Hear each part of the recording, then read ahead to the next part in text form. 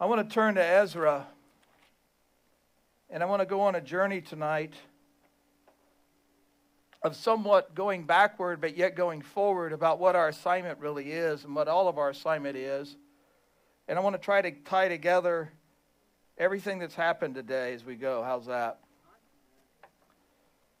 And I'll probably skip some things as we go tonight, and I'll just kind of try to stay on target a little bit. One of the mandates that was upon our life was a Nehemiah mandate to rebuild the walls and rebuild the gates of cities and rebuild out of rubbish of people's lives, find the stones and rebuild those things that had been lost and had been scattered along the way. And Nehemiah is about reformation, but Ezra is about awakening. And there was an awakening that happened into the heart of Cyrus. And I said this last week, we need to be praying into Cyruses. We need to be finding the Cyruses. And what God is doing in this very hour is there's a divine arc of Christ that needs to unfold. And it's His nature and it's His grace. It is sonship and it is holy community. And when you look at the ark, what the ark was representative, there was two pieces to the ark. There was the mercy seat and there was the golden covered box, basically, with the tablets inside and the manna. And that mercy seat represents the authority of heaven, and the golden box represents the testimony of heaven that comes into the earth. One represents His nature, the mercy seat. One represents His grace. And they had the staves that carried that ark, and the staves, and I don't know if you know this, but the staves were the only thing that didn't have a measurement associated with them. Everything else was measured. Everything else was precise. But the staves were no length put on those staves. They could have been 6 feet long. They could have been 600 feet long. They were just there. And the reason there was no length put on them is because it was like God was saying, there is no limitation who can carry my presence. It isn't just set for these 6 because that's all we have room for on these staves. It's open-ended, that anybody can step in to carry what I want them to carry. And here's where we've all been on this journey. We've been on a journey where the ark has been in the wilderness, and we've carried God's presence in wilderness, and we got a word just last week about crossing rivers. And when you cross rivers, you're crossing into territory, new territory you've never crossed into. And the ark had to be carried in the wilderness before it could be carried into the promised land. And that is where we're at. We are at a crossroads moment where we will either continue to carry His presence in wilderness, or we will cross the river that sets before us and go into promise. And if we do not cross this river, then that dirt remains in that jar untouched. It's as simple as that. And we'll continue to just go around and go around and go around, wandering around in the wilderness, wondering what's going on. And I'm telling you, that's not the journey that I'm on. And I'll tell you what, if that's the journey you're on, I disconnect from you because I'm not letting you drag me into no wilderness. I don't want no wilderness.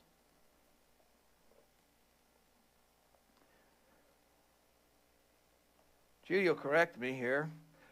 The Kohathites? Finally. God is redeeming my vocabulary. There is hope for all of you as well. The Kohathites carried the ark. And they were of 4 divisions. And you know what made them really unique from all the other priests? All the other priests had land that was joined. It was like all their land was right here. But you know where these people came from? They came scattered from different cities. Just like here tonight, we're scattered from different cities, carrying something. Carrying this ark. Staves put in. Carrying, what are we carrying? We're carrying the authority of heaven, and we're carrying the manifestation of it into the earth. That's what we're carrying. We're carrying His nature, and we're carrying His grace. And this ark that we have is crossing a river tonight. It's been crossing a river all day. We just haven't been aware of this river. It's been crossing it.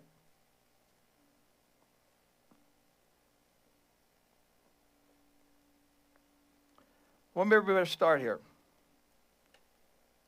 They had a lot of problems at the end of 2 Chronicles leading into Ezra. There was a lot of pollution going on in the house. There was a lot of priests that weren't doing their job. There was a lot of messengers rising up against the people of God. There was people misusing prophets, which sounds like today. There was people that had, they just basically were coming against anything that was God. And I'm not going to get into a whole lot of this tonight. You're just going to have to read the book of Ezra.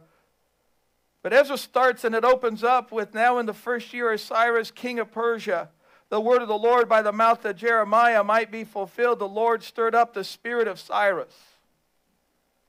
The Lord stirred up the spirit of Cyrus. The word stirred up means to be awakened. It's literally the definition of it in Hebrew. And it says that it says he stirred up the spirit of. The word spirit is that word ruach, which is the breath of God. There was a breath of God that was setting in Cyrus, and God came and stirred it.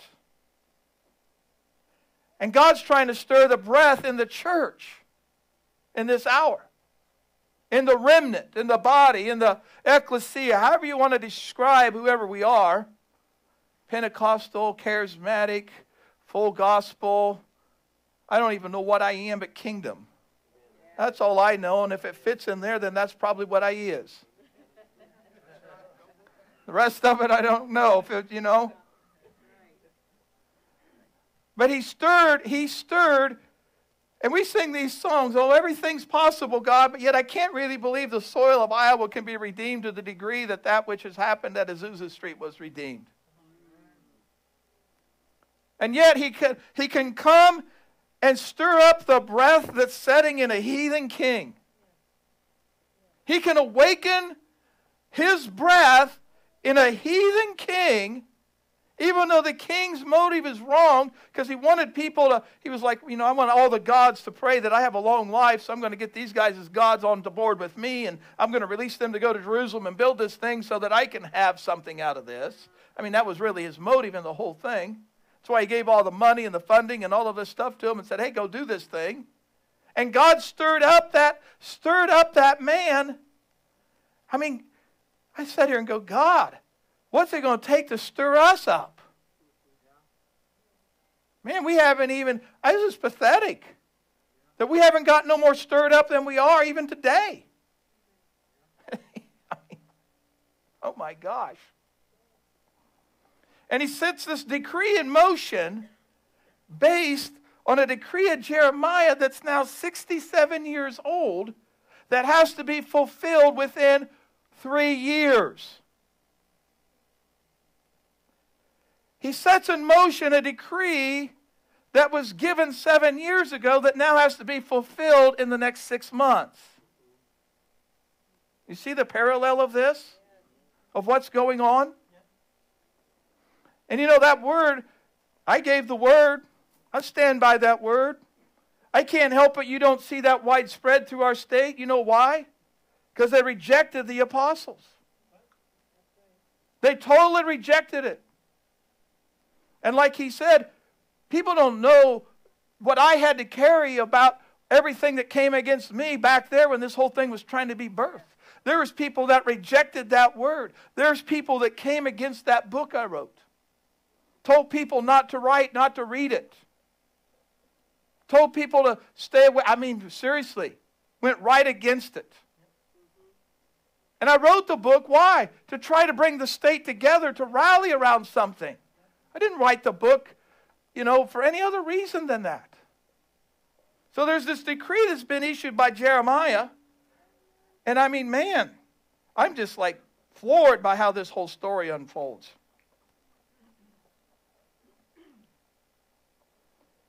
Verse 5 says, then rose up the chief of the fathers of Judah and Benjamin. Benjamin means the son of my right hand, the smallest tribe, the insignificant tribe. It's the tribe that Saul came out of. And in Judah, which of course we know means praise, praise of God. It doesn't actually mean the act of praising God. It means those that are the praise of God. Which we've so screwed that up. Well, the praisers went first. So we have all the musicians go first. Those that are praised of God went first. Well, that changes it, doesn't it? And Judah is the only tribe that's sealed in the book of Revelation, Revelation 7. It's where they're sealed. It's the only ones that are sealed. The praised of God. And what happens, it says here, then rose up the chief of the fathers. The fathers started rising up. And we're in an hour when the fathers are going to have to start rising up in the nation. Serious fathers. Serious fathers. And yet today, you see, this whole thing starts out about, Josiah's talking about fathers and sons and this and that. I mean, that's all part of this. 2:1. And these are the children of the province that went up out of the captivity. You see, 50,000 people went 1,500 miles out of captivity. Hallelujah. To go build. It wasn't all of them. It was a remnant group that went. It was the praise of God, and it was the right hand of God that was coming. It was Benjamin and Judah. It was those that had this thing that was setting on them this mandate to establish something that had been like in disarray. I'm telling you, man, the church is in disarray right now. It's in disarray. And God's looking for who is going to lead away from the captivity, get out from over Babylon and all of this junk, and come over here and build this thing that's supposed to be built and fulfill the decrees that have been spoken and prophesied over. I mean, seriously. And you know what's being held captive? You know what's held captive in chapter 2? A prophetic and an apostolic generation is held captive. They did not grow up in the church. They did not grow up with the temple worship.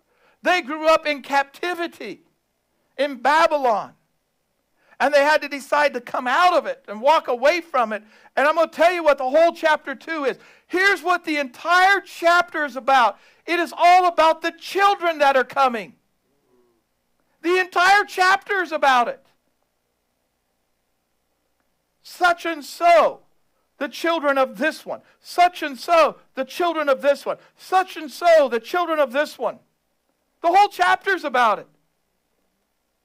It was like God was saying, this generation that's coming has a place and has a voice. And there's something that's setting on their life. And their name is going to be written down for all of eternity. And we're going to read about it. And you know what we do when we start reading? We see these lists of names and we skip it because it's boring. Here's what I dare you to do. Go through there and find out what each one of those names mean.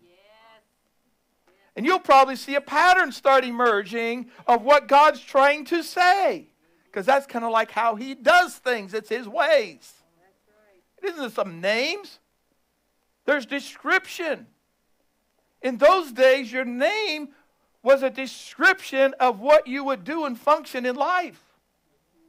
It wasn't just a name. It was what your assignment was on the earth. So what he starts saying is, guess what? There's some assignments that have been held in captivity that got to come out of captivity because I've got a plan for them and it's part of this building that I'm about to do. Man, there's a lot of people captive. Are y'all coming along, or should I just go ahead and close her down? They're coming out of Babylon. Babylon is a confusion by mixing. They're coming out of this. They're coming out of this thing. Let's just go on down here. 270. So the priests and the Levites and some of the people and the singers and the porters and the Nethians dwelt in their cities, and all Israel in their cities. 3:1. And when the 7th month was come. Whoa, is that like the 7th month? Was come. The children of Israel were in the cities, and the people gathered themselves together as one man. That's that word about God, what God wanted to do, building his house in this state. He wants us to be gathered as one man. Are you seeing anything here tonight?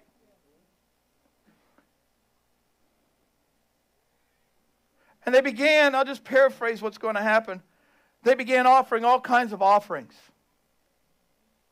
Every kind of offering possible, they started offering unto God as one man. Tonight we talked about putting our life on an altar. We talked about offering ourselves. We talked about letting that fire come. We talked about the ultimate offering all day of laying your life down.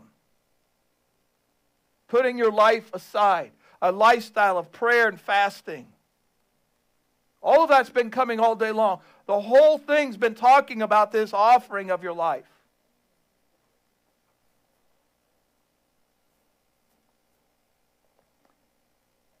In 3:8, now in the second year, they're coming unto the house of God. Another years went by. They've been offering. Things have been going on. They start pulling out all of these that are young. The young ones start coming unto existence. They start tagging them out and saying, 20 years old, let's go. 20 years, let's go. Don't worry, if you're older, you get to go too. 20 years old, you get to go. Let's go. Let's go. Let's go. We got to go, man. I'm going. I don't feel, I don't feel like going. Just being real honest. I'm tired. I'm wore out. I'm tired of fighting battles that no one wants to go on. It's getting old. I'm sitting with a medical deal tonight. You know what? I felt like dancing, so by God I did. I ain't going to let things hold me back. I'm not going to let my body dictate to me my future. I ain't going to let my body dictate how I worship God.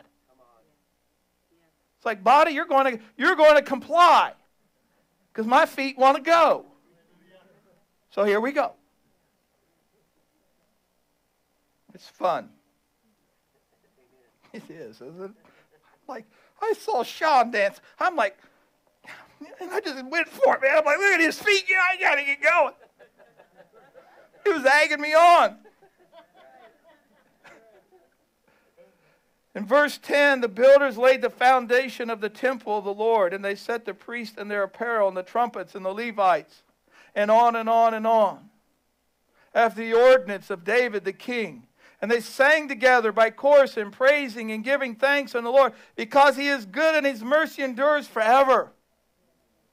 And all the people shouted with a great shout. You know what had happened? They'd only laid some foundation. Here's what's happened in 7 years. We've not built, we've laid foundation. That's what we've built. We've laid a foundation so God, because you know what it says? Unless the Lord builds the house, we labor in vain. Didn't say nothing about foundation. We've laid foundation in 7 years in Iowa. That's where it is. Now God wants to start building as he wants to build upon what we have built as foundation. And just laying that foundation caused them to start worshiping and praising and rejoicing and singing and dancing and having a fit, a spiritual fit. And they start shouting. I mean, it's like, and the people shouted with a great shout. Not some little trinket shout. They shouted they shouted their guts out. That's really what they were doing. They shouted with a great shout. Man, I tell you. You know what kind of a shout that is? The first shout means an intense sound. The second shout is a different definition. It means a battle cry. You know what they were really saying? Thank God we got a war going on. Thank God we're about to go do some damage. Thank God he's going to fulfill this thing. We laid a foundation. Something's now about to happen because we laid a foundation down. And he said, we're going to shout with this great shout. I think we've lost our shout. I think we lost our shout when we lost track of what we're doing. We lost track of move of God's coming. We're looking at our circumstance and our problems. We're not looking at our God and our answers. And He's wanting us to get refocused today. This day's been about refocus, people. That's what this day's about.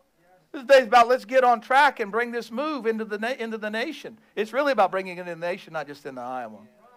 It's really about bringing it into the nation, because when it comes into Iowa, it's in the nation. It's what He wants to do. It's good. Well, I'll tell you what the Lord spoke to me over there. He said, the move of God coming, you'll not see it led by a pastor. It's going to happen. He says, you think I'm going to give a move into a pastoral setting? This move that everybody's desiring? He says, it's going to come in an apostolic oversight. That way it won't get derailed. That's what's coming. When they started all this singing and dancing and shouting, you know what's happening? They're opening up the ark of the testimony of the Christ. They're saying authority has now come and grace is now upon us. Nature is here. The authority of heaven is present. And we're going to start bringing these things into the earth. Seriously. Prophetic word of 1679 by Jane Lee.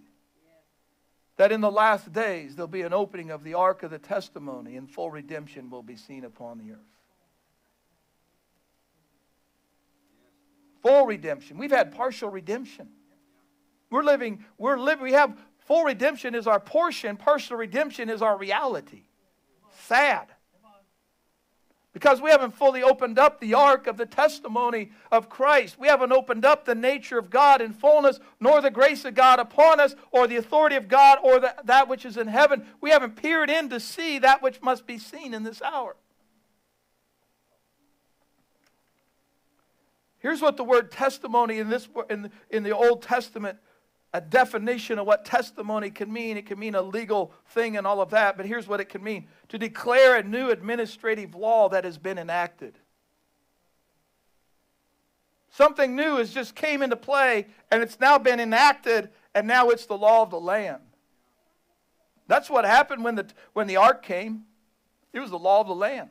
Them 10 commandments in the ark, law of the land. It's what they held to. It's what they held fast to. It's what they believed for. It was like they're fighting for it.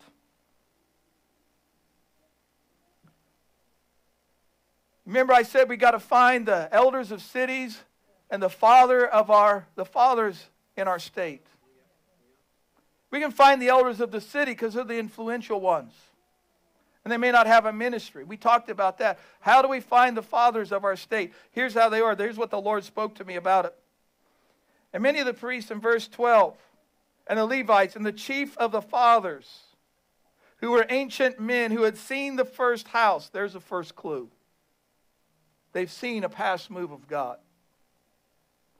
When the foundation of the house was laid before their eyes, they wept with a loud voice, and many shouted aloud for joy. There's how you're going to find the fathers in a state. The ones that have wept over it. Wept over this thing that has to be restored. Wept over it when they start seeing it come to pass. Ones that held their joy in the midst of trial and tribulation and all the crap that people threw at them. They never lost their joy in it. And they wept over the state of the church, and they wept over the people of God. And they wept over what God did in times past, and they wept why it can't be in this hour. And that's how you'll find the fathers. They're the weeping ones. The Lord spoke to me over there. He said, it isn't even the fact you're looking for joy, because anybody can fake that out. But it's the ones that are weeping over the condition of things. They're the fathers. We don't have many fathers, Paul said. We have a lot of teachers. We have a lot of knowledge. We don't have a lot of people weeping over the condition of the church. I tell you, I've wept. I have wept over what I see. I have wept over what I know God wants to do. The day I was weeping standing back there between two sons, drawing strength off of them, seeing the fulfillment of God's prophecy, weeping, saying, God, you're bringing things to pass that I've longed for. They're coming. Weeping over what he could only do and no man could do. Nobody could orchestrate it. And then God does it. God just steps in and does it. People cried out for Azusa Street. Put their head in baskets and prayed, wept. Tears went into ground. Ground brought forth fruit. Seeds of tears were planted. Here we have a state. Who's crying over the condition of this state? Who's crying over the map? Who's crying over the souls in the net? Where's the weeping that reaping can begin? Where's the weeping over what we've become? These fathers wept. And they wept partly because the prophetic burden on their life was being released. And a generation was grabbing hold of what they'd been dreaming about their whole life could be.